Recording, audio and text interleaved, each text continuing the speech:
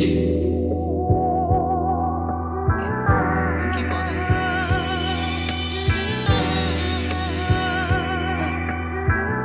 is the head. I see the boat throwing. I'm too full with it. I gotta keep going. Kobe with the wins.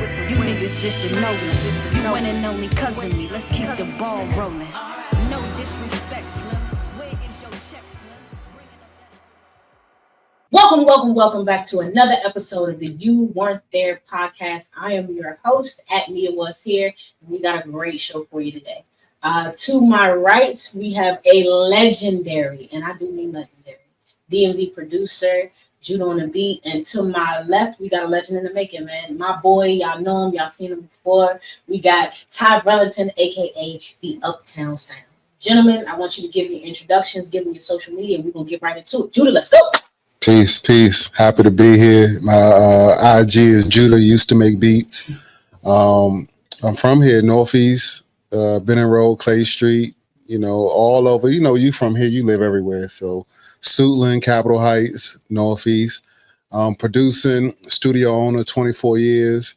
And, just far exceeded my expectations in music. So, and I've been known for just producing, owning the studio, but also me and a buddy of mine, Kenny Burns, we started Studio 43, and that's the label who, signed Wale and did all those wonderful boutique kind of label and records back in the day to make sure, we birthed one of the greatest rappers from the area.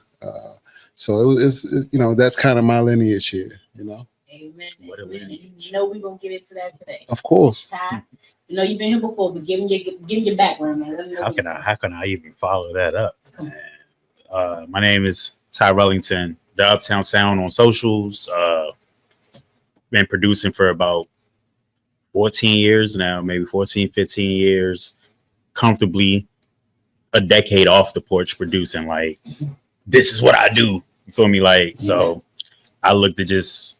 My whole thing is making your own lane in it. Mm-hmm. Don't try to adapt too much. Don't try to, I looked up the people that you put on. So as far as the sound in this area, like y'all are pivotal for like how I laid my craft down. Right. So respect. I didn't know you was even coming too. So like, this is cool. I didn't want to spoil the Yeah, it's cool. But we know that I curate these shows. Yeah. Like, gotta make sense. I think it's crazy to just put people in the chair. And don't get me wrong, sometimes you just put people in the chair. Yeah. But like, I think like this one, I planned it pretty perfect. If I do say so myself. Pat yourself on the back. Judah, you do have this exhaustive history, right? I wrote it down because I want to make sure I honor you with what you should. Appreciate it. Timothy Judah Matthews. Self-taught producer from the Washington, D.C. area, active for over 2 decades, key figure in the region's hip-hop and go-go scene. Let's get into the accomplishments, man, because I think it's important that we honor the legend. And if you know me, you know that I believe in that on this show. I think so often we have like kind of like this new connecting branch of music in this area, free call music or whatever you want to call that. And I feel like it's a little out of touch with kind of like the history and the legacy. Yeah. And I feel like that's kind of happened throughout hip hop. I feel like when I look at like kind of what Kai and Wale had going on as far as like, I don't know who this guy is or who was that, man. Right. Like I do think like you have these huge voices, these huge proponents in this space that has such impact on everything who don't really understand the history of it.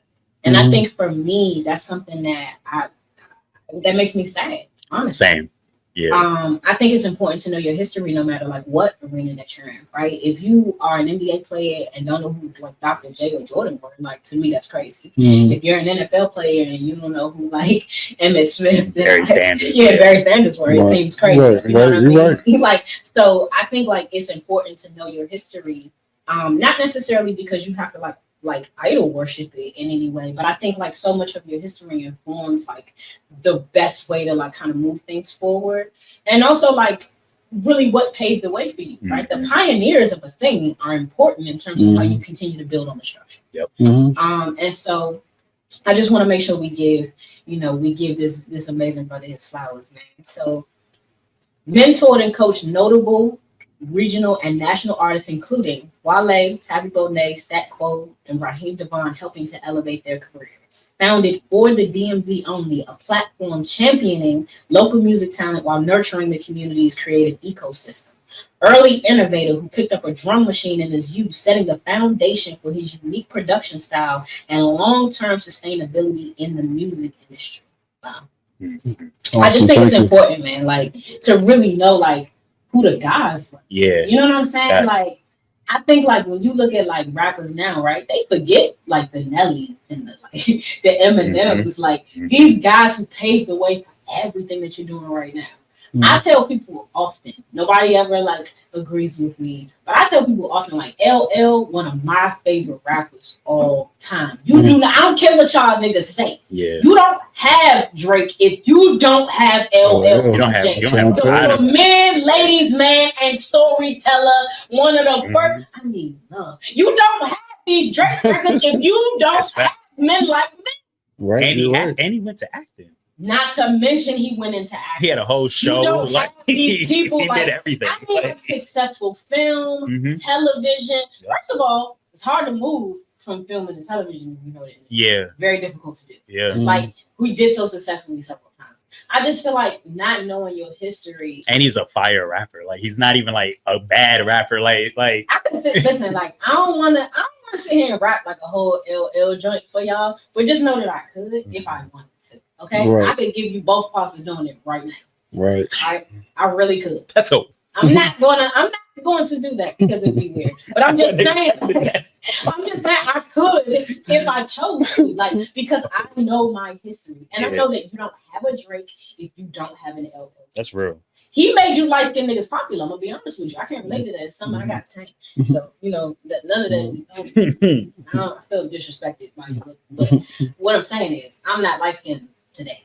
So, but he made you light skinned niggas cool. Like that's the truth. Okay. Not to mention one of the like premier battle raps in history. Y'all would know. Him Y'all and know Cannabis. Yeah. But like one of the premier battle rappers, like I'm Bad, which has been in a ton of films, by the way, sync licensing on $1 million if you know your business. Like I'm Bad, crazy diss rap. Right. Crazy diss rapping. It's important to know your history and where all of this. You're right about that. It is. Right about that. Like when you talk about battle raps, I don't know if you got a Cube if you don't got an LL. Yeah, because somebody had to see that. Somebody had to see it happen first. Somebody had to see it happen. You gotta see what that looks like. Exactly. And also, when you talk about somebody who paved the way for rappers, really still 17, like 16 and 17, to get their opportunity in hip hop, which was dominated by the Melly Mills and Grandmaster Flashes, and these niggas almost in their 30s at that point in time. Yeah. Like he was the young superstar. Like he was the reason you can do free call music is because of an LL Cool J. Yeah. I think that's what understanding Right. history. The lineage. Yeah. Mm-hmm. So for me, I know a lot of people like don't necessarily believe in that. But as somebody who came up in a portion of this music scene at one point, who loves music, who loves hip hop, who believes in the talent and the potential of this area, learn your history, man. Don't be coy. Like, it's you're not gonna get too deep into it's that. A lot of guys don't be. It's a lot of guys. It's a lot of guys overall, though. It's a lot of guys on the internet. We're not gonna make it seem like it's just him. No, it's not. But that's the problem. I think that's a big part of the issue. Is like not knowing who your legends are, and even if you don't see these people as like goats or legend, you need to. It has to be understood. Yeah, of a thing. Certain things got to be understood. You need to know who the pioneers of a thing are. You need to understand how Reggie Jackson, enduring horrific racism in baseball, paves the way for every player that you see right now, which paves the way for these high-end contracts that help to value you. Like if you understand the history of a thing. You understand your place in it, you understand your value in it, and you understand how you can continue to maximize that over time. And to me, I think that that's a big part of the reason why D&B music has not expanded in the way that it could. I think that we as an area tend to forget about like these people who paved the way. I'll give you a much simpler, much more recent example. We're a rapper. right? So I know that 30 Black has a show that he's getting ready to do in the city. I think New Impressions is supposed to be coming to that. And I remember him mentioning on Twitter that he wanted to make sure that Will the Rapper was the first rapper in this area to get 1 million streams. It's an extreme accomplishment because guess what? You need 80 streams to get $1. And that's another problem. Like, y'all want 1 billion streams, but do you know what the math on that really looks like? Do you know what that business really looks like? And that's another reason why I have a lot of respect for Judy, because that's not just a pioneer and a legend, but somebody who really has always encouraged you understanding your business. Yeah. And we talk a lot about that when you weren't there. We talk a lot about the necessity of representation. We talk a lot about the necessity of understanding like your value in terms of like reviewing these contracts and not signing the very first offer that you get, of like really like understanding the business side of things, right? We had a sync licensing episode not too long ago. I watched that. I like that. Yeah. Make sure y'all go check that out if you haven't seen it. Like, I believe in y'all. Point blank, period. And I know there's people that say a lot of shit about me. Fuck y'all. But at the end of the day, like, I believe in these artists. I believe in this area, and I believe in the possibilities of what it all could be because I was one of them. Nobody understands you better than somebody who was. You know what I'm saying? Like, can't judge me unless you was me. So I get how hard this shit is. I know how much money it takes. Like, man, Ty knows, like Ty, my producer. You know what I'm saying? Like, Ty knows, man. You talking $5,000-$6,000 to really get an album mastered. Like for real. We had top flight masters. Yeah. Like, our team that mastered Billy Gospel is the same team that mastered St. Pablo. Yeah, that was I ain't telling no lies. Yeah. Top team. I ain't gonna lie. We don't believe in no bullshit over I ain't gonna lie, man. That was like some big shit. Like, but also that's because it's your craft. It's your craft. Like, when you do something to the, but you gotta believe. Yeah, you gotta believe in it. When I'm gonna be honest. Like, I feel like that's another reason why I try to push artists the way that I do, because like I feel like I was somebody who just didn't take it seriously enough soon enough. And I think that's the reality. Like, I think you can have all the talent in the world, but if you're not going to outwork everybody around you, I don't think it happens for you. And I feel like for me, that was like the biggest issue. I was not somebody who had to work at it. See, that's interesting. That's interesting that you say that, right? But also, too, I think, you know, one thing that hasn't been talked about a lot is, you know, we're still first generation rap here. Yeah. Okay, so, you know, let me try to bring it together for you, right? So I'm 46. I'm a first generation producer. My father didn't make beats. You know what I'm saying? So what you taught here is to work for the federal government, work for Metro, work for DC government, you know, work for a law firm or whatever. So just think about that. So then if you go to New York, somebody that's 46, their great grandfather worked at a label, was working in the mailroom, or was a DJ or courier. So we just now getting our second generation. And so let me kind of bring it full circle. A second generation now is like Nucci. Yeah. You see what I'm saying? Where I work with his father, right? So he's a second generation. So when you were rapping, did your mother and father make music? You get what I'm saying? Yeah. So we talking about no record industry, the music industry. And so this area, we're still first generation music. So for you to say you didn't take it serious soon enough, I don't think that's an indictment on you, because why? You didn't grow up in it where your grandfather was bringing, you know, Melly Mel by the house for dinner. You get what I'm saying? It's so many stories of people from New York. Yeah. Like, you know, my granddad, I went to I was 8 and I went to a party and LL Cool J. Yeah, like we how told did you, that happen? so and just think, that's how New York is, that's how LA is. Virginia Beach. Atlanta is job like that too, you know, Florida. So we can't really, you know, that's not an indictment on you or any other artist. So we're still first generation rappers here. And it's 2025 and we still our first generation rappers are early 40s. Yeah, that's some crazy. You get what I'm saying? I never thought about that. So we got to always like think about that, and it's not talked about enough. You know, how the generations plays a factor into that. That's great, honestly. And I think like the other issue with rap is like, I think with any profession, right? If you've never seen anybody that you know, you respect, you value, succeed at it, it's harder for you to believe that. Mhm. Right? There is a delusion that must come from like who you are as a person to make, I think, creative things work. There has to be like a certain like level of delusion. You have to believe it before anybody sees it, before anybody supports it, before anybody believes it, in order for some of those things to come to fruition.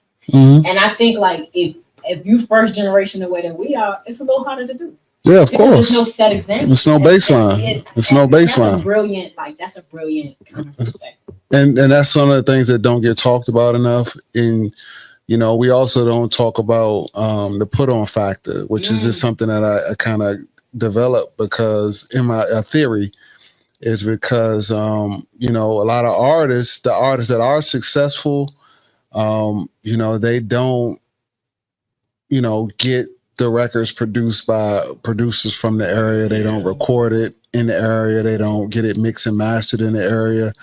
And so that put on factor of putting a producer in a position to get publishing or put a mixing engineer to get credit is diminished because, you know, those artists that are signed, their labels make them go to LA or Atlanta.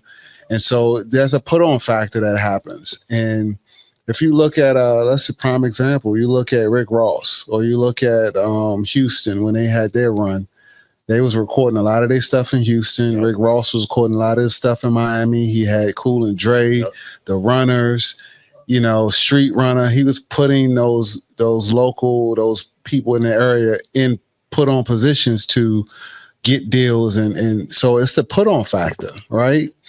And we don't understand how that actually impacts or sets up the trajectory of your area when, you know, they don't really do it. You know what I'm saying? So it's the put on factor too. Actually, I think that's a perfect segue to a question I'm going to ask you now. I think there is a lot of criticism of like the Wale's and now like Real Blacks and like there's a lot of criticism from the artists who have been successful out of this area, right? You got Ant Glizzy like cooking Shy Glizzy every opportunity that he could get for like a couple of years like on YouTube. I think there's a large expectation of artists in this area for artists who come from here who are successful on larger scales to like reach back and do exactly what you're saying, put people on. Do you feel like one, that that's happening? And two, that that's their obligation? So, I mean, I always have to give grace and understand too, is that a lot of these people you talk about, they, you know, maybe they haven't grown up or were not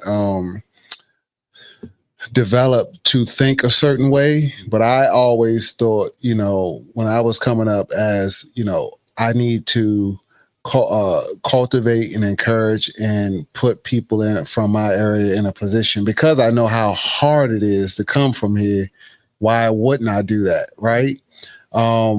But it's interesting that you say that, right? Because I know Wale takes a lot of heat for that, but that heat isn't really distributed nowadays. You know what I'm saying? Prime example. Let's be honest. Wale is like, he's sunsetting. You know what I'm saying? Like, let's be honest. Yeah.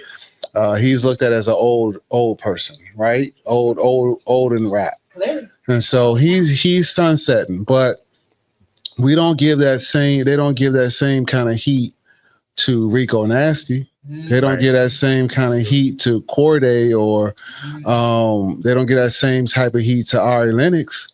Right. You see what I'm saying? And so it's just that bias that's always against him, where that's really shouldn't just be on him. And so these other artists, they're not doing it. But once again, I can't blame them for not being raised or having a certain kind of team mindset to do that. You get what I'm saying? And I can't fault them for that. But you know, the truth is just you cannot cultivate and create an infrastructure when successful people are not putting others from the area in a position to be successful and generate money, generate publishing, ultimately get them a song deal or a situation where they could sign other artists and put them on for that. It's a domino effect. Yeah. So you can't really blame them. But, I think it's time to stop putting that all on him or saying he didn't do this or didn't do that for someone, because you have artists that are really from the area, probably bigger than him right now, while knowing that they're not doing the same thing. Yeah. But we don't put that on them as well. So that's funny, right?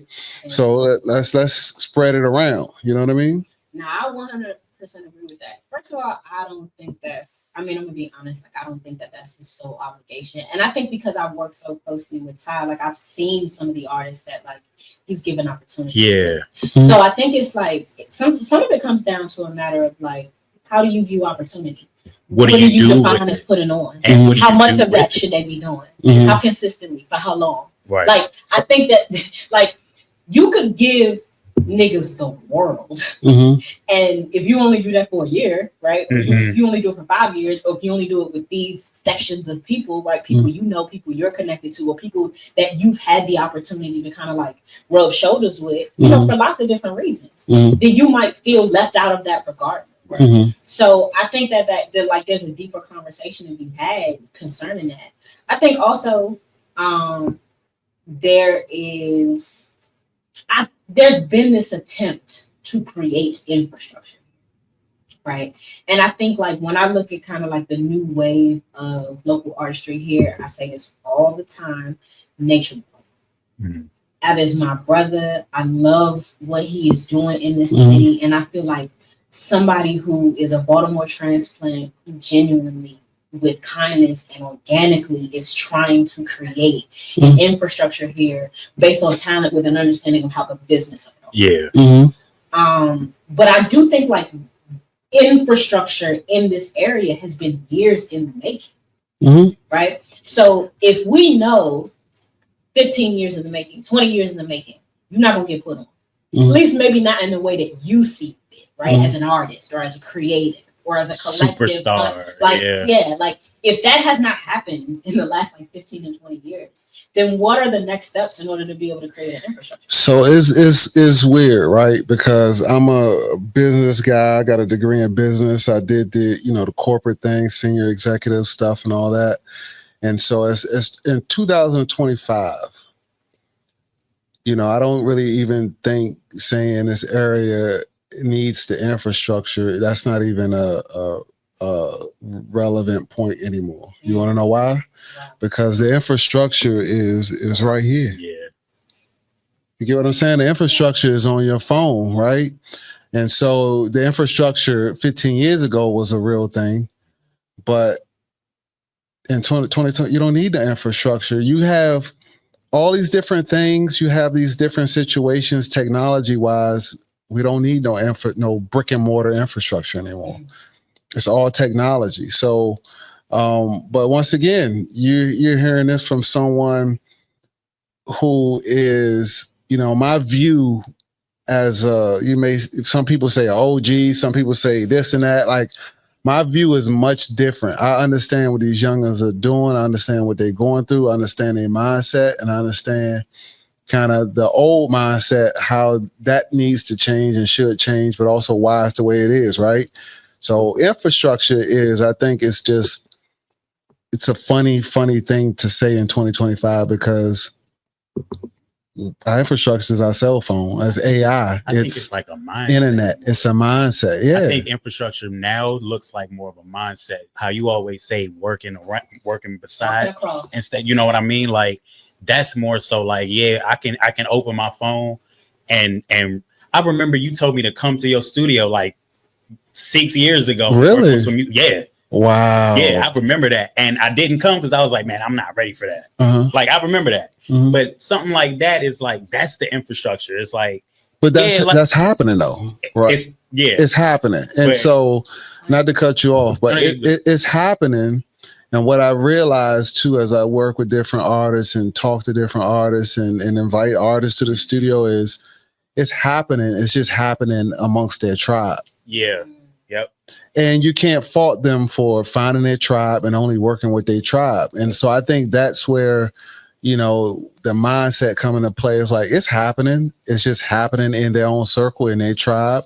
And that's a good thing, right? Now, are you going to be a tribe that ventures out and work with other tribes? Right. That's the difference, right? Are you going to say, oh, you put your tribe, put your resources together, let me put my resources together, let's figure this out, do something together. That's another conversation. Yeah. And so I think it's happening. I think it's going to continue to happen. I think, the way things are unfolding with technology is happening. But, all these conversations that were real conversations 15 years ago, I don't think they're moot points now. They OBE, they don't even, it's obsolete. You get what I'm saying? Another thing that, you hear a lot of, and then you got to really understand where the person is coming from, but they talk about gatekeepers and they talk about this and they talk about that, crabs in the barrel, right? And, they speak as if it's the only thing that's going on here. It's the same way everywhere. Yeah. It's every city, every state got the same thing, right? Yeah. Right. But in 2025, if you still saying there's gatekeepers in anything, then I already know mentally you defeated. Yeah. Right. I'm a prime example. Who stopped you from talking to the guy who owned this place, or y'all figuring out the business and doing your podcast? Right. Who stopping a kid? Who stopped you from getting a laptop and making beats? Yeah.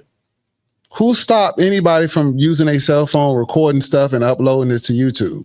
Right. There's no such thing as gatekeepers at a certain level, right?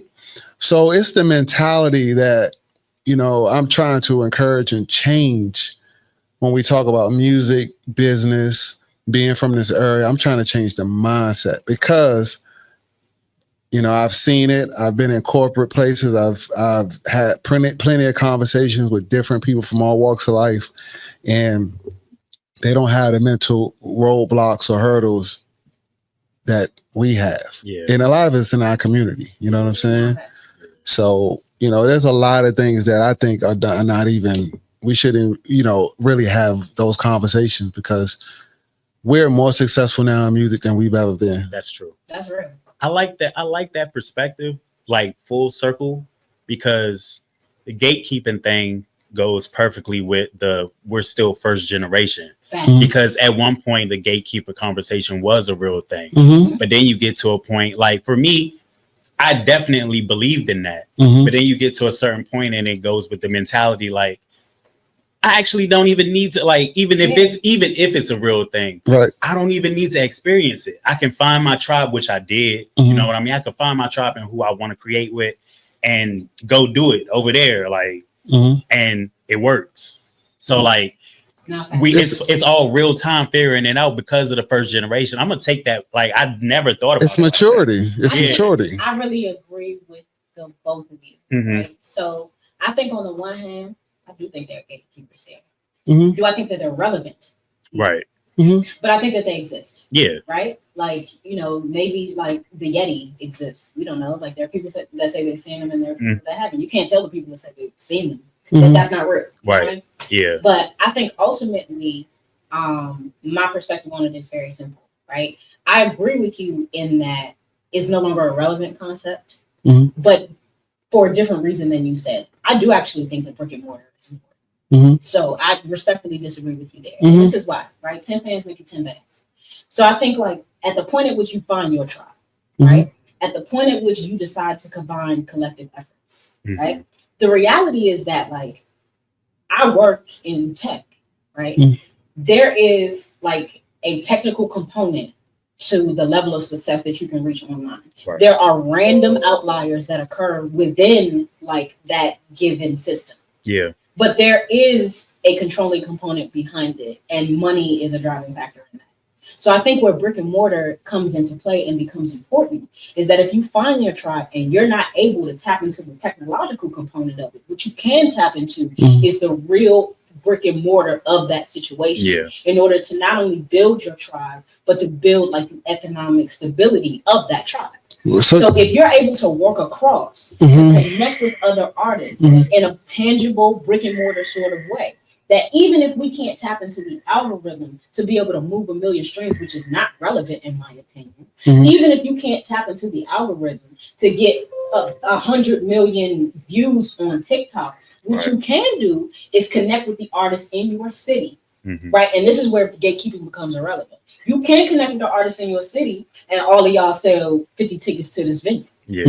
What you can do is connect as a tribe to lock in with the venues in a given area to be able to connect as a unit, to be able to build as a unit, to sell out these shows in your city. And then from your city to Atlanta, and then from Atlanta to Memphis, and then from Memphis to Houston, and from Houston to Miami. So while I agree that there is a lack of relevance in gatekeepers, even though I think they exist, I don't agree that brick and mortar is not. So when I mean brick and mortar is when you talk about infrastructure, it's always been associated with having a label. Oh, like having A studio building. Exactly. Like building, So I understand brick and mortar. I own a building down the street, right? A physical brick studio, industrial building. So I understand a brick and mortar. But what I mean is you don't need, because we used to have Black Brown Records here. Like we don't need a record label here anymore. No, we don't really need that. We have the phones. That's what I mean by brick and mortar, right? But at the end of the day, and I really want to encourage and stress to people about the mindset when it comes to gatekeepers. There are gatekeepers, quote unquote, gatekeepers in anything you do, right? But it's about how you critically think about that. The gatekeeping. Right? Because the key is just to build your own show. And that's my whole thing. Like, and when you say, when not you, but when an individual says, "Oh, they gatekeepers, they won't let me do this," that's I think it's an excuse. I think it's a weak-minded way of thinking about being, making your own economy. I always say, create your own economy. It's just it's an excuse. It's a way out, right? Because if there's a gatekeeper that won't put you on a show, okay, go do your own show. Or, like you said, get with another tribe and do your own thing, right? So, because it's 2025, nobody is stopping nobody from doing nothing. I think you just got to get to that point, though. It's mentally. Everybody. Hopefully everybody reaches a point where they figure that out, but like I leave it at this area because I'm gonna take that first generation because it makes so much sense. Like because of that, everybody don't get to that point at the same time. So it look, you know what I mean? And that's where the grace come in at, right? Exactly. Because you 21, 22, 23, you haven't lived enough life to know that, hey, you know what? The only gatekeeper is myself. I don't get up and go to work and make no money to go buy MPC or go buy Fruity Loops. I only got to look at myself because I'm not getting it. Or I didn't go talk to this guy or woman who owns a podcast studio and I go talk to them and try to work something out to do my own podcast. I can't blame them. They didn't gatekeep me. I didn't do the follow-up. Right. So it's the mentality, right? It's the mentality that's in our community that is really the gatekeeping. And I think like what Judy is saying is beautiful, honestly, because I think ultimately what it comes down to is if you don't like what you see, change it. If you're not happy with the situations that you're viewing around you, I think like I am a local artist, or at least was at one point, and then you grow up and you go to college and you get a degree and you build a life, right? Really right outside of your creative endeavors. And you make decisions as far as like which do I want to take seriously, while still holding on to like that childlike naivete of your dreams. Right? And so I think for me, I always felt like these platforms base things on like how popular you are. Well, then I'm gonna create something that only bases it on your talent. And not even necessarily that, because I say this all the time. There are artists that come on this show that I don't personally like the creative endeavor. I'm personally not a fan of it. But I don't need to be a fan of what you're doing specifically to believe in the effort that you're giving, to believe in the push behind it, to believe in how involved you are, how much you believe in it, and how hard you're working to make it happen. That's all I need.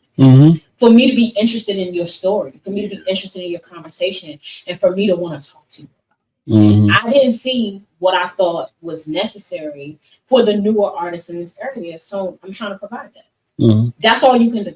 Mhm. And I think like to do that consistently, to do that honestly, to do that genuinely, and to try to build that over time, like that's your like imprint on whatever problems you have with whatever system you think exists.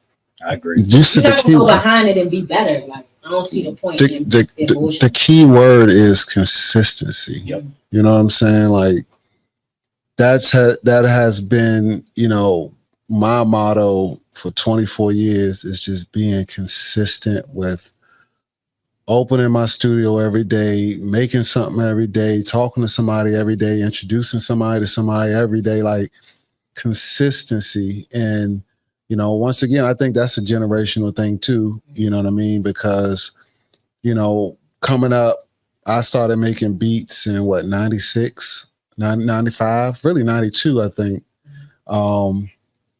And back then, you know, if you always heard you got to pay your dues. Mhm. That was kind of the term or the slogan or the thing that they slapped on you when you was like, hey, can you help me? Or can you help me do this? And they say, nah, man, you got to pay your dues. But if you look at it and now, there's no such thing as paying dues. It's like, oh, I did it on Tuesday, I should be rewarded on Wednesday. Right. And so once again, these are generational things. These are things that, you know, kind of have died from my generation to the next generation and the next. So, you know, these are just different things, and technology is a part of that. You know, you can post something, get 5 likes, and that's instant gratification. Right. So, you know, that whole paying dues thing. And back then you was like, oh yeah, I gotta pay dues. I gotta put my 10,000 hours in. I gotta go buy my MPC and learn how to MIDI it up with a keyboard. And that's my paying dues. So at the end of the day, like it's a different generation, a different conversation, you know? And, but one thing would never fail is consistency and doing it and doing it and doing it and doing it every day. You know what I mean? For sure. And that's how my business, you know, anything that I do is just do it religiously. You know what I mean? And you know what? I actually think that that's like a great point, right? Outside of consistency, Mhm. right? Doing it every single day. As a producer, as a man, as an OG in this area, what other advice are you kind of giving like the artists in this area who are really trying to pursue it, really make it happen? That's a great question. I think one thing I've come to kind of evolve into, and I never went to school for it, but it's kind of like psychology. And because when you work with different artists, different personalities, you learn a lot about people. Yes. And one thing that I realized too is you mentioned college. I went to college, you know, athletic. I was on an athletic scholarship and, you know, play ball and everything. I don't know if you went to college, but it's the diversity of human beings, right? And the experiences that we're put in, that kind of defines and develops the artist side of it, right? Yeah. So prime example, I came up when I was making beats, you know, I work with a lot of street labels. You know, I'm gonna shout out some street labels, Chocolate City, Hood Life Money, One Way, all these different street labels, right? And one thing that I realized in 2025 opposed to back then is the mentality or the level of experience that these artists, they're experiencing as they become young men and women. And so, you know, they have very difficult times communicating, have difficult times getting, you know, resolving issues, resolving conflict. They have a very difficult time negotiating. They have a very difficult time for asking for money for things. You know what I'm saying? Like they have a very difficult time using critical thinking skills and assessing situations and what they should, what they shouldn't do. And so I'm really trying to encourage, you know, artists to develop, you know, that skill set to be able to assess different problems that they have, not only in their personal life, but in their careers. You get what I'm saying? And so when you start talking to them, you realize that, hey, they really haven't had experience in a job, a 9 to 5. They haven't had any experience with an older person trying to mentor them. They haven't had any experience dealing with conflict in a business setting. Right.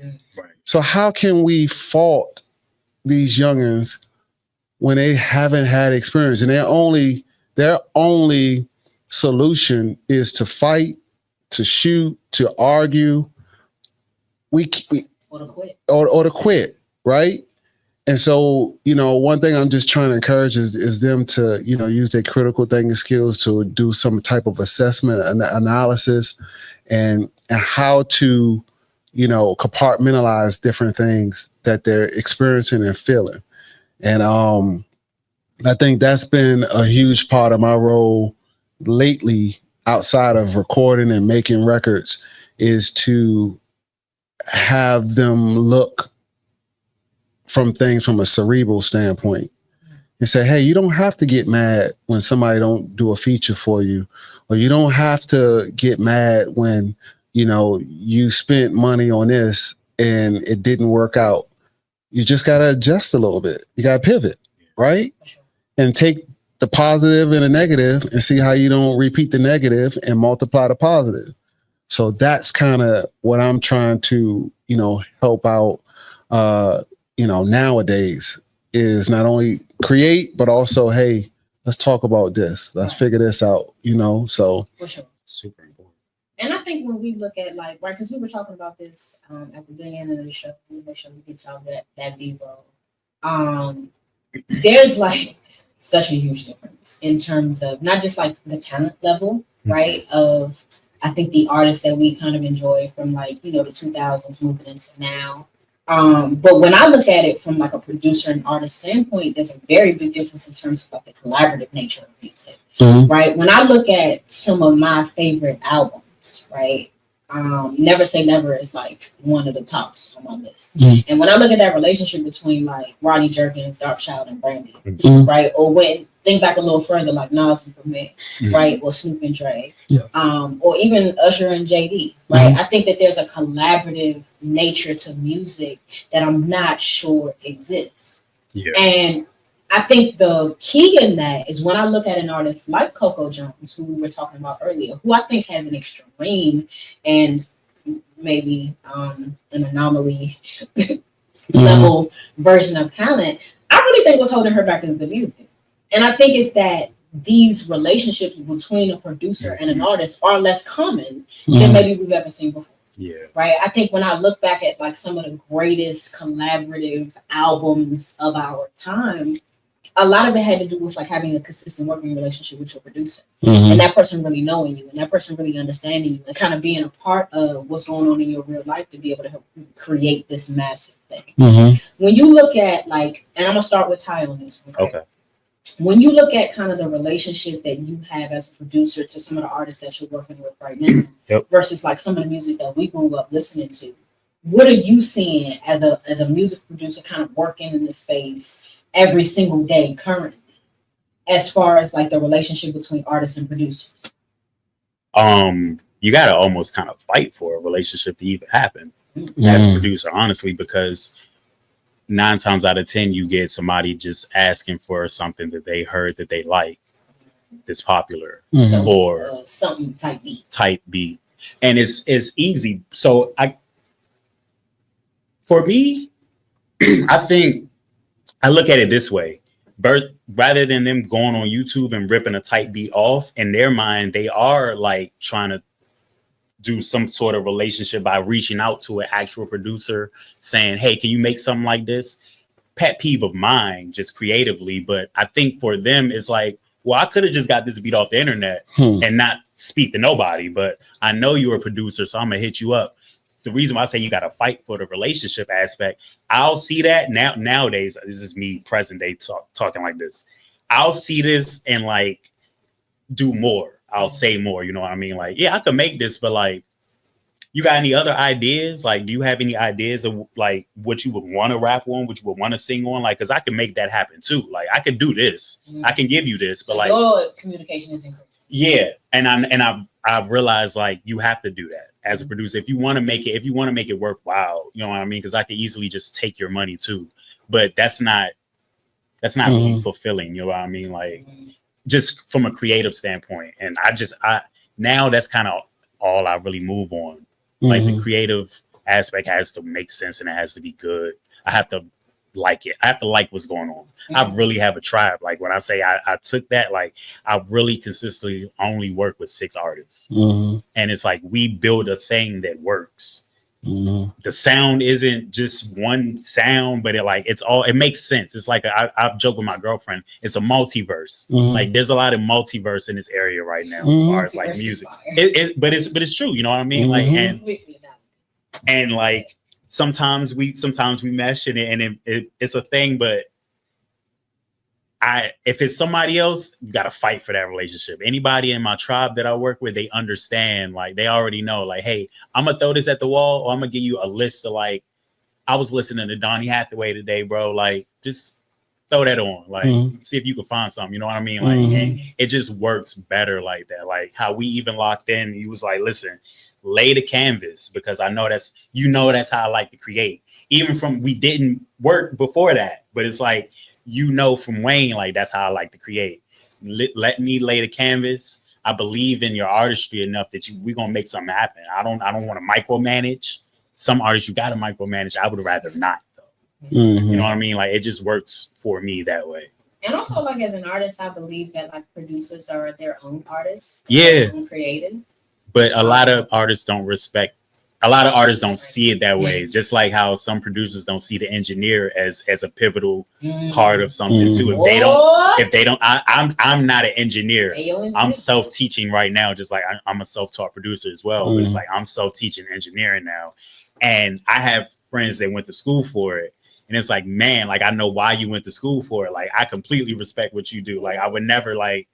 You got like rappers that don't make beats or whatever, they don't look at a producer as like this is a team effort, like this is pivotal, like you're very important to me. No, bro. Making saved us so many times. You know what I mean? Like what I mean? Going back in the studio, like recording and re-recording, and I was a bit of a perfectionist. You know what I mean? But you gotta have that. You don't say. Right. You're right.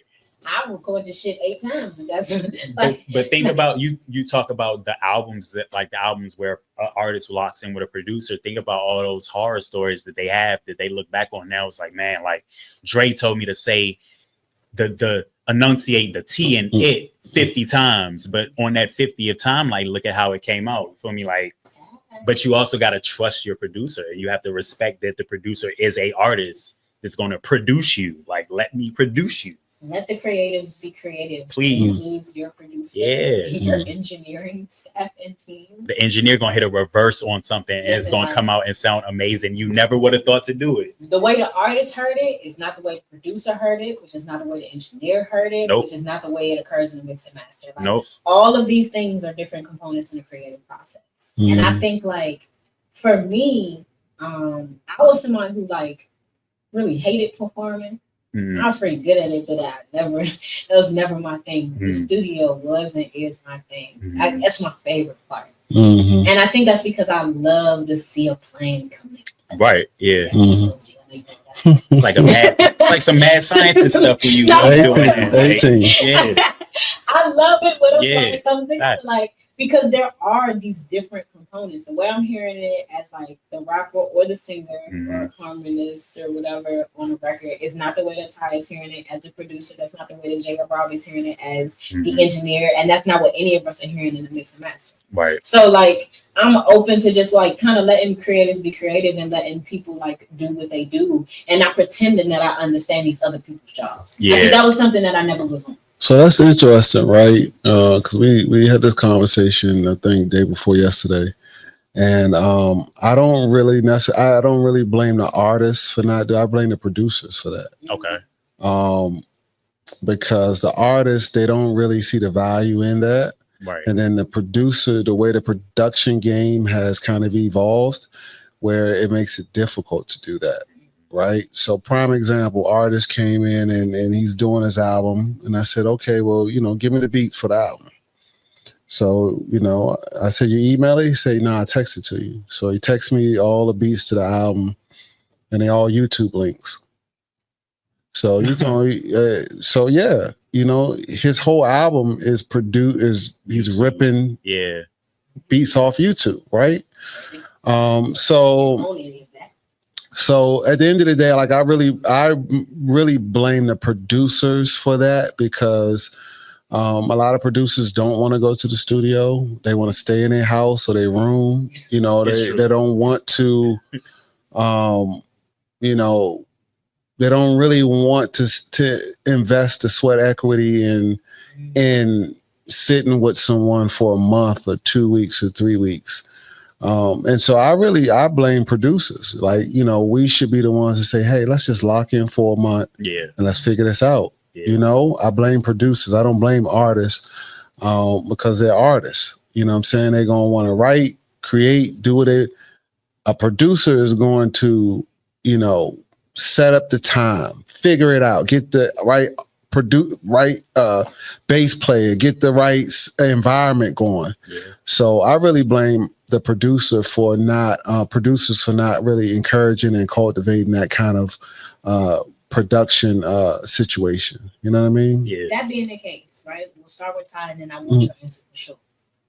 How are we looking at like the producer in the modern day life? Like, how is the role of the producer evolving or evolving? The evolution is like a roller coaster. Like it's definitely, we're going downhill. If you ask, well, if you got to think about it this way. Look at a Lil Baby, right? Mm-hmm. I bet you half of the beats on his last project was by somebody overseas that he's never met.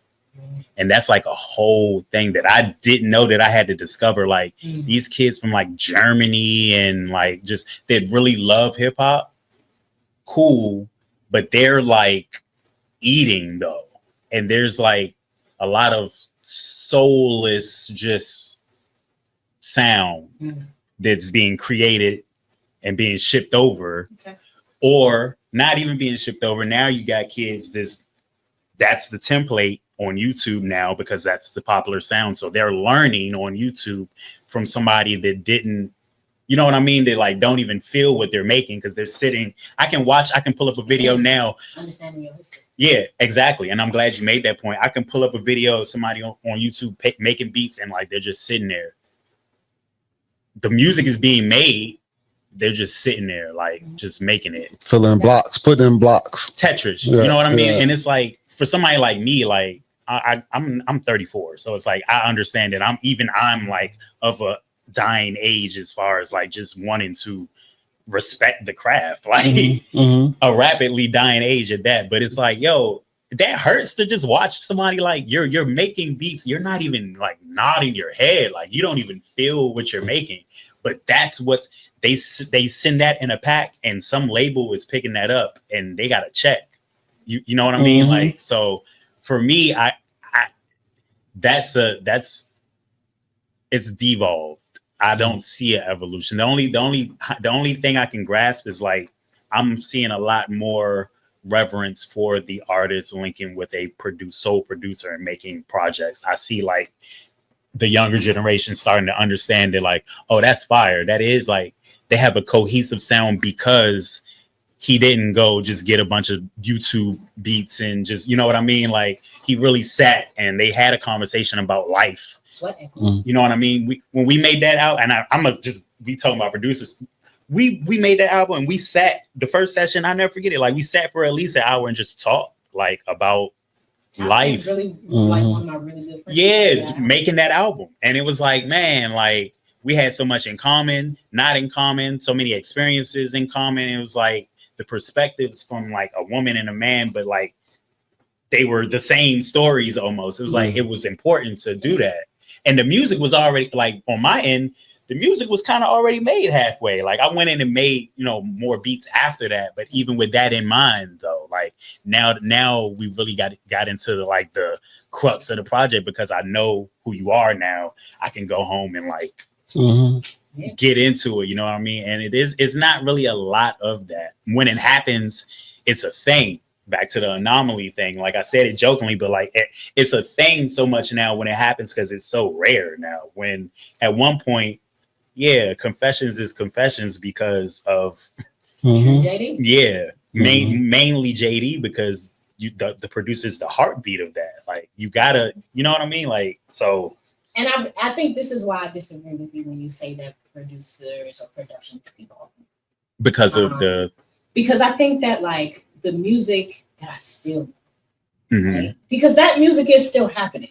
It is. We like to act like all of this shit is just like soulless. No, I guess for me, I speak from a cynical viewpoint of seeing like, but I don't mean to be, but it's just I see the overall conversation that takes up what the real conversation should be regarding just hip hop in general is the bullshit. So it's like we're not the norm of a conversation. I think why Ty and I get along as well as we do is because like we're not the norm. Yeah. Like we still love and appreciate good music, and we still and we be outside. So it's like how you brought up producers are hermits. You know what I mean? Like my generation of in this area that was making beats, like we were not that at all. Like I was sneaking in Bohemian Caverns like underage because I just wanted to do this. Yeah, I needed to be around it.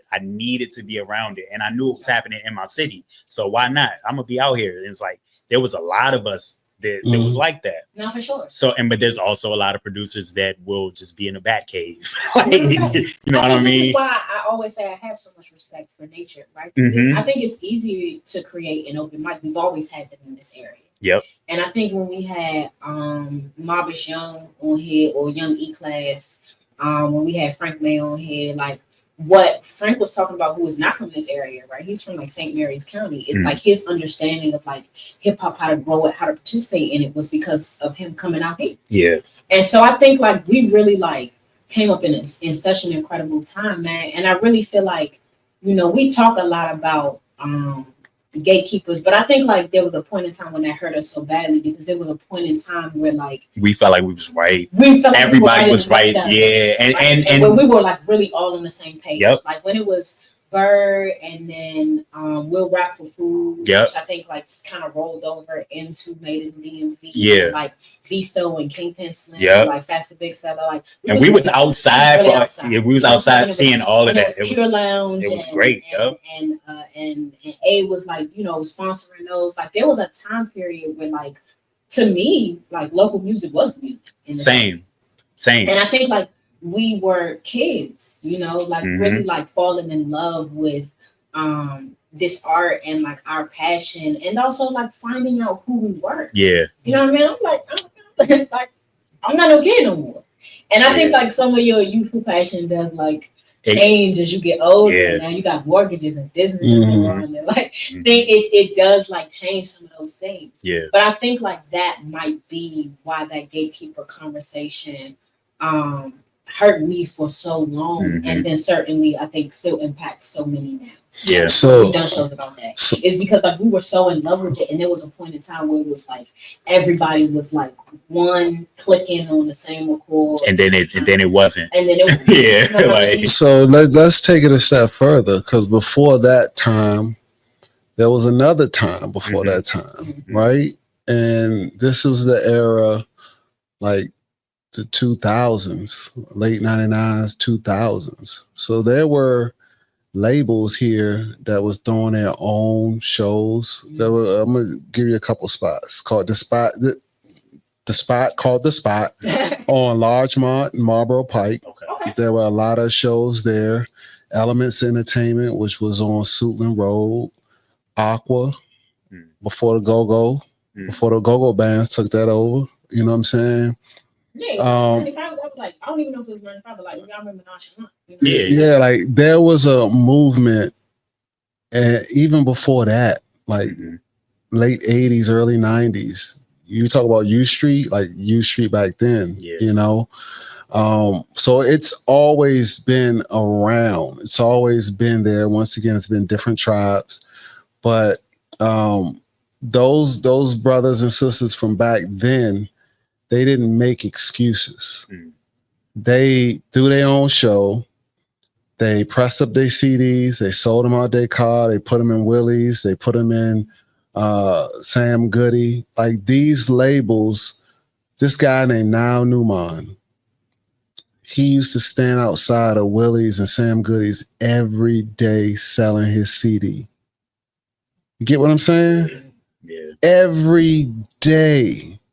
So these are people that were just Dre All Day used to have a show at the joint by Iverson Mall. So, like it's been, different decades and generations of this that hasn't changed. It's evolved, but it's always been a thing. I think that's really just I think certain things are fate. Like that might just be the landscape of this area musically, and that might be the infrastructure. You know what I mean? So it's important that you bring that up, because when you look at our DNA here, our DNA is built upon hustlers, entrepreneurs, and kind of risk takers, rule breakers, because we didn't idolize Def Jam, we idolized Rap A Lot. Yeah. And Rap A Lot is an independent label from Texas, right? And so Rap A Lot, Suave House. Yeah. And then you equate that to fashion. We had our own clothes, our own kind of style. Yeah. So when you say the infrastructure, the way of doing things, the whole thought of doing things was always here. Yeah. Yeah. We just thought it maybe needed to look like what did New York look like, right? But we always been that. Like Hobo was charging 60 for a sweatsuit, 70. That's a fact. Like Kuno was taxing us for them t-shirts, boy. And record labels was selling their CDs for $20 and going platinum in the hood. You know what I mean? We were selling out our own shows. We were selling out our own shows.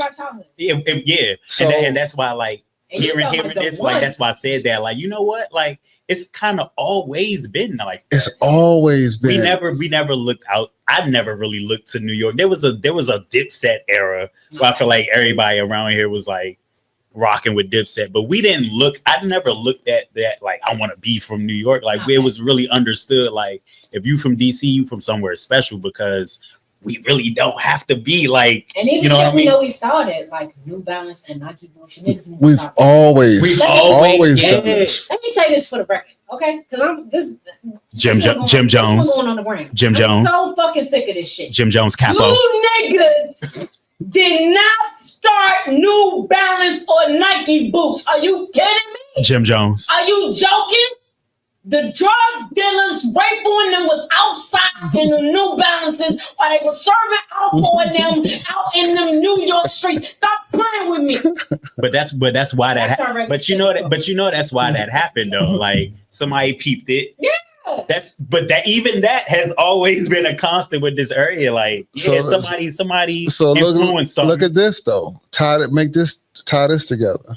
So when we talk about music, we were never going to be a record industry like New York, right? Because those execs, those managers, those label people had a lot of buddies that came out here and got murdered. Yeah, that's a fact. And we were never, I went to New York and they was, DC, Bama, like, you know what I mean? Yeah, so it was never gonna be that kind of situation because of the late 80s, early 80s, the way the crack epidemic, the drug epidemic kind of played out. And it never stopped. Came out here and got popped. It all impacted our music and our ties with music and our trying to get into the industry. And, it hurt us, right? Yeah.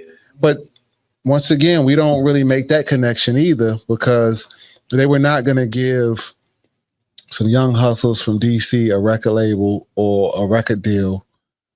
It wasn't going to happen. Yeah. And that's not going to happen. A unique point that you're making. I don't think nobody's ever said that. That's the thing. I think that it's a unique point that Judah is raising that I think has really changed in the landscape of music. And when we had Uptown XO, right? Shout out to Uptown XO, was one of our best episodes. Yeah. when he came on here, he was talking about the fact that labels are more willing to kind of give these younger guys this money who were in the street because they know that they know how to handle $1 million. Mm-hmm. And that so to me, like, I thought that was a great point that I had never considered before. A lot of these guys are really street guys at this point. They're not playing them. It used to be you niggas was fine. But now it feels like so much of this is true. And so he was talking about the concept of like, no, labels are more willing to give out these big budget opportunities to these guys like a Yellow Beezy. I think is a great example considering what's going on right now. Because like they do come from the street and they all used to touching this kind of money because this is what they actually were doing. That's true. So I think that's an interesting flip on how the industry has changed from not wanting to touch these guys to giving them $1 million budgets because you know that they can handle it and also keep it tax free. Yeah, man, they wouldn't have did that. They wouldn't have did that in the 80s. Yeah, you could leave it at niggas was just hating on the area. Now, because of this how that's what I'm saying. Like I think Judy raised the they would never because they was doing that. They was giving other street niggas money to start stuff other places at the same time. But it was New York. They're giving their homies or giving these situations. But it's just that kind of that dark history with us and them. It was never going to happen. And that's where I think we were delusional. Like, hey, we can be industry. We can do these things as a whole. When no, that's not the case.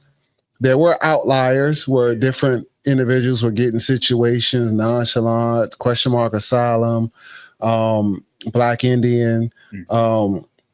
There were these situations, smash tasks, like there were some. But once again, as a whole, they were not gonna just start hiring and signing artists because of that history. And that drug history really, really hurt us. Once again, set us back. Because first generation. Yeah. Yep. You know, you get what I'm saying? Crazy. It's the perspective is like blowing my mind too. Because first generation. It makes so much sense when you put my age was 19, 18, 17, 16 at that time. And first generation, either they died or they tried to get a deal. There was some beef. So, you know, it's much deeper than making good records. So that was back when like New York was like they had that was their heyday. They ran everything. You get what I'm saying? So and that explain like that makes sense of the little like underlying animosity because it's always gonna be there. It's always gonna be there. It makes sense though. Like it does make sense. Yeah. I mean, but like I feel like too, like I think we don't give enough credit to the fact that like DC is like literally an independent state, right? No, we do get we do. That's why. No, but what I'm saying is like DC is an independent state. We see ourselves that way. We are in fact unique in every way. We are special. We see ourselves as special. But I think like that offends the sensibilities of any larger entity, right? If you are a Rockefeller or a Vanderbilt, then you have a problem with new money. Yeah. So as a result of that, I think like we tend to offend the sensibility of these larger entities that really are the original state of like where this. I mean, you're saying your exact thing because they give us a deal. We're gonna run up in that label and say, you don't talk to me like that. I ain't no Bama. You ain't gonna talk to me like that, or you gonna give me this, or you that's how we are. You get what I'm saying? Look at the jail system. I know E-Class talk about the jail system. Like, look at the jail system. Like we go somewhere, everybody from DC, we may not like each other at home, but we get in a record label, we gonna stick together and we gonna tell people what they gonna do or what they not gonna treat us like. Damn, it was set up. You get what I'm saying? About us early, like so, like you say, this is why you need to know your history. Yeah, it's crazy. It's crazy. That's insane. All right, so listen. Normally, shout out to my brother Chaz. We talk a lot about not only being invested in the artists in our community here, but like in our communities as a whole. It's important to give back to these young people. It's important to be involved. It's important to to make sure that you participate in these communities that you say you have a problem with. You talking about these YNs, well then go out and help them. So shout out to Chaz for, being a man of his word, going out and doing his community service today, which is why we listening today. So I'm going to take over the Would You Rather segment. So I'm gonna ask you guys a couple of questions, and you'll tell me like, would you rather, right, based on the question and why. All right. We're gonna start with you, Julia. And we're gonna start off light. Would you rather produce an artist who always shows up late, or one who brings 10 people to every session? Produce an artist that shows up late. Why? Because when they show up, we can get to work. I ain't got to go through all the extra, you know what I'm saying, all the entourage. But also, too, as a producer, they give me extra time to do what I want to do. Okay. You get what I'm saying? I can cook up some other stuff, do something. So that extra time kind of helps a little bit sometimes. And you are about working smarter. Yeah. Ty? Same question. Same question. Oh, for sure, the person that comes late, for sure. Mm-hmm. Why do you even need 10 people with you if you come to like create? Like, what are we doing? Why do you need an entourage with you? Okay. What are we doing? Fair enough. Yeah. Okay, so that leads us right into question 2. Would you rather produce for a major label artist with a huge budget but massive demands and egos, or an independent but humble artist with total creative freedom and no budget?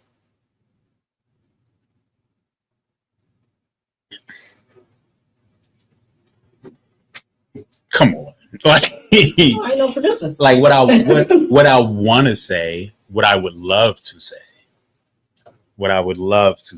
is give me the artist that's super creative with no budget. Let's lock in. Let's make a masterpiece. Let's be proud of it. You know what I mean? Mm-hmm. Let's hope for the best. Mm-hmm. Let's be smart about it at the end. Let's shop it around. I am also 34 years old currently.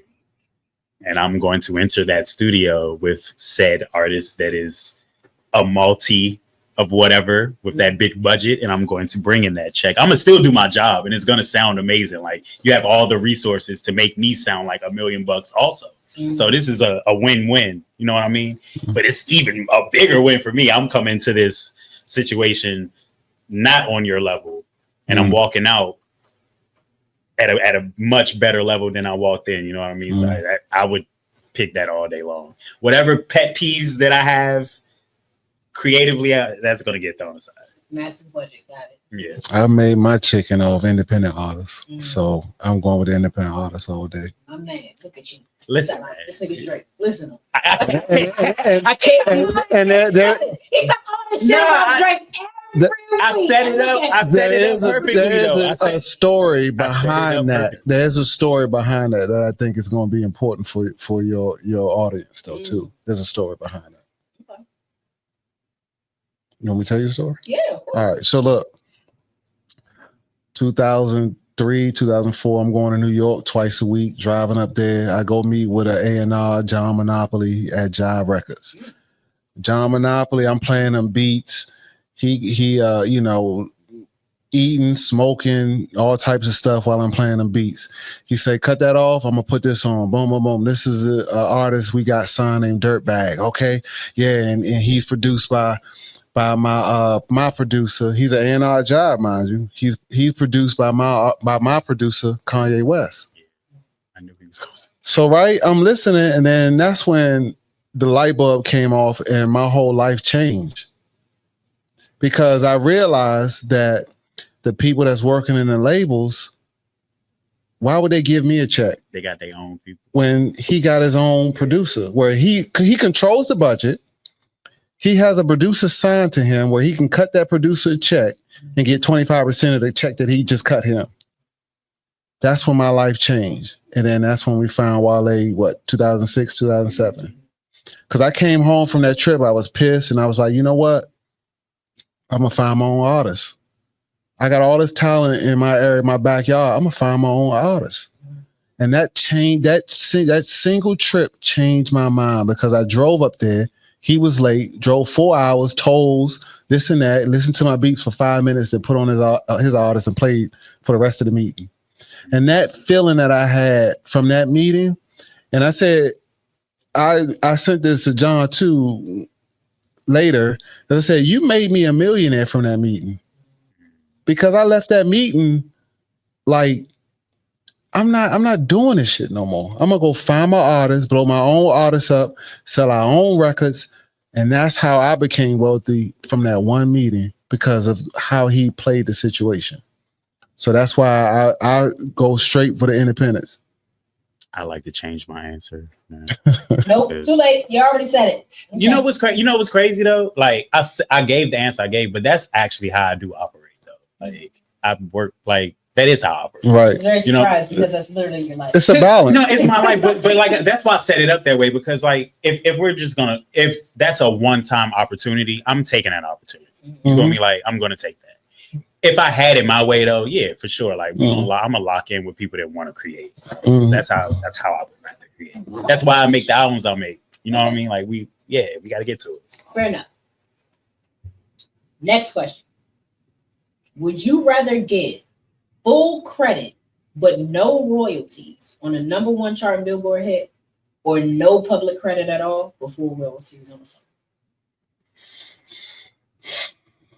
Give me the credit, no royalties, because I can pimp that credit to get where I need to be. Gotcha. You get what I'm saying? Okay.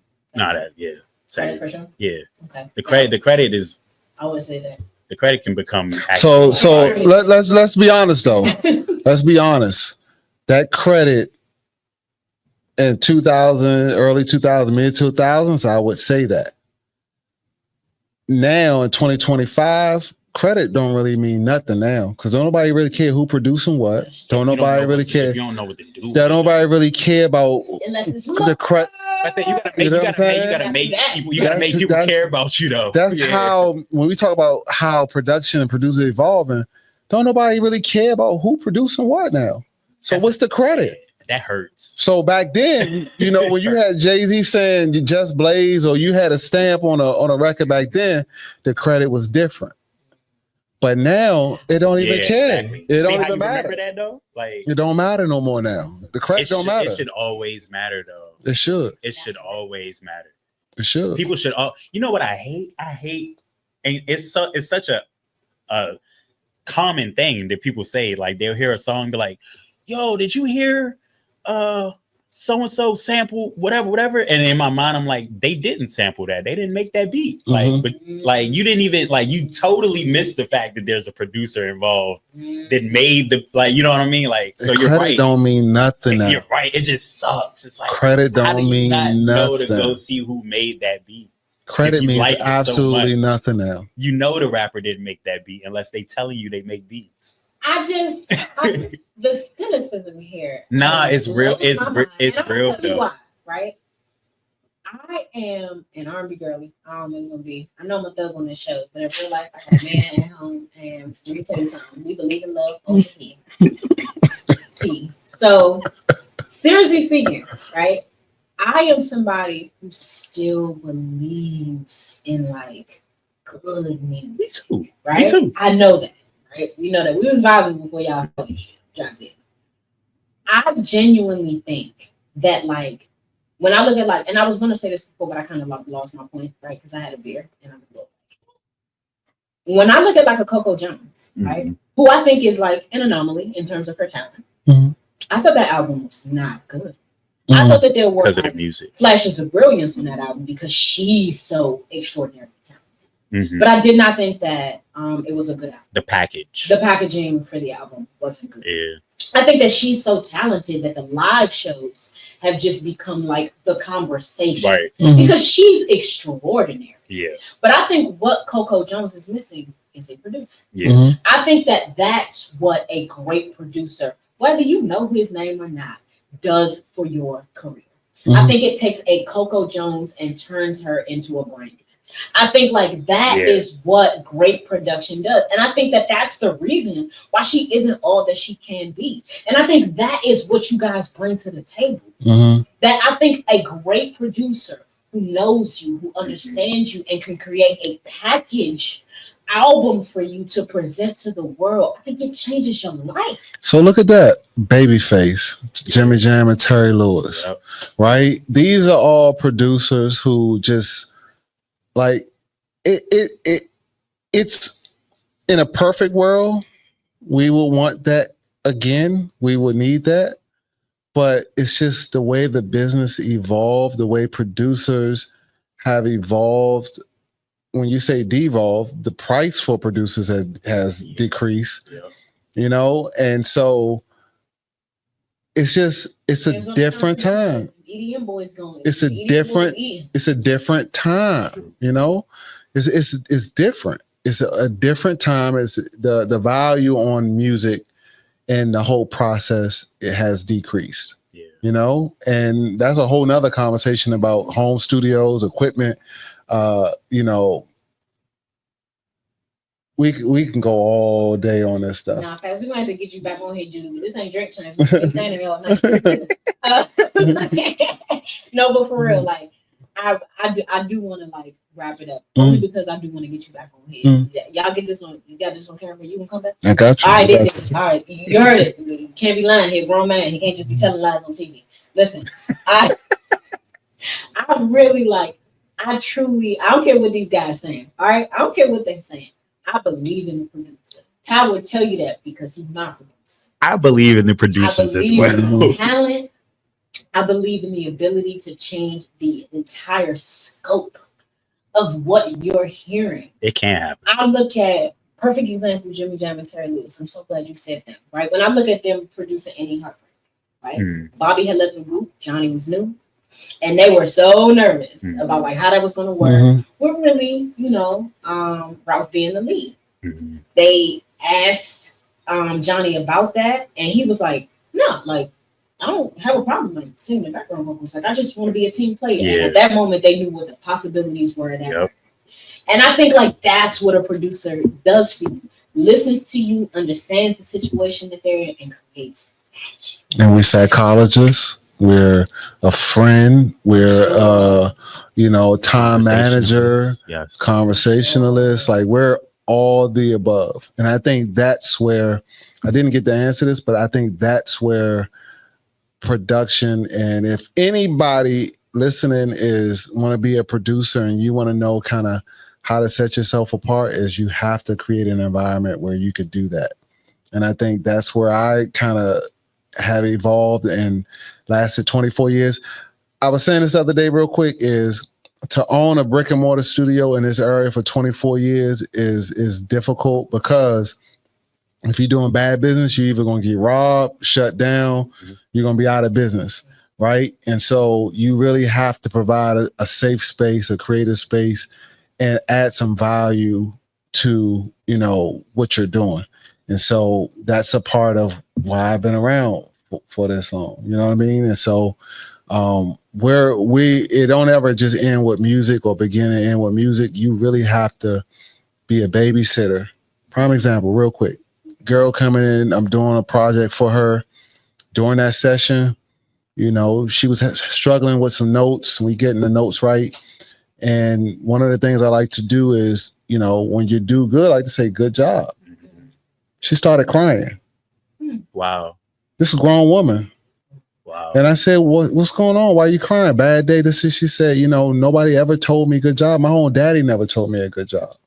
So these are the type of experiences that you have as a producer. We're fortunate to be, this role in these sessions is this grown woman crying because she got a note out that she was struggling with. Someone said, good job.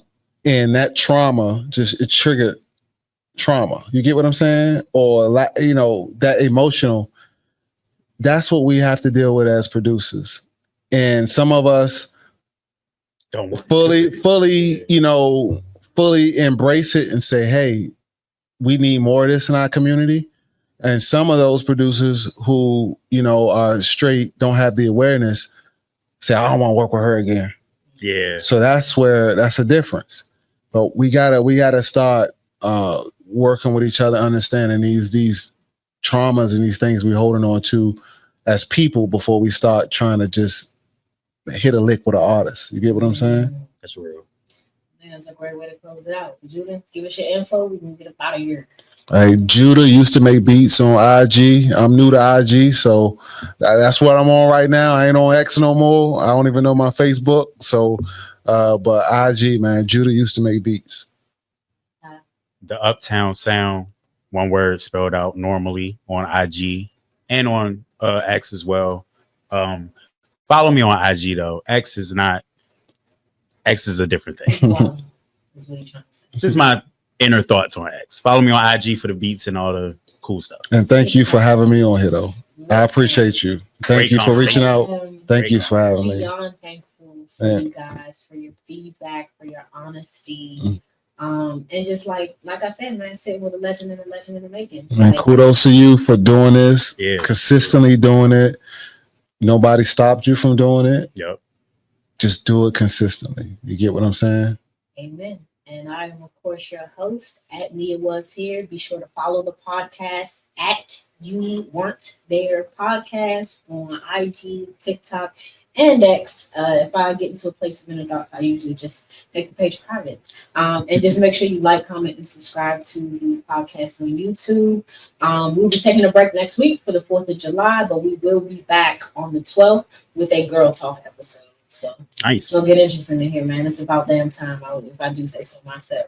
We can get Judah back in here. Ty's a regular on here. Thank you guys so very much for tuning in today. I think my goal is always just to present the most honest content I can. Understanding like the legacy of a thing, the pioneering factor behind a thing, and just always being able to keep it a bit with y'all. I love y'all. I appreciate y'all. God bless. Happy 4th of July. Peace.